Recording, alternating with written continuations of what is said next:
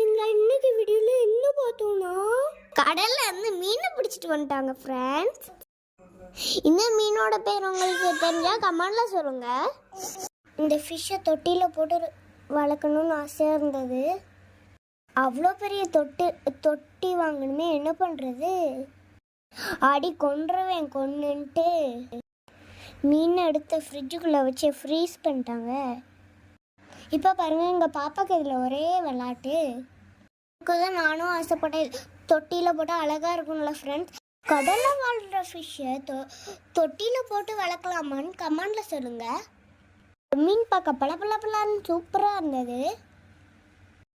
மறுநாள் எடுத்து அதை கழுவி அதில் மசாலாவை போட்டு ஊற வச்சு ஸ்கூலுக்கு போயிட்டு வந்தால் ஃபிஷ் ஃப்ரை கொடுக்காங்க எங்கள் அம்மா. நல்லா இருந்தது, நல்லா சாப்பிட்டேன். இந்த வீடியோவில் பார்ப்போம். பாய்.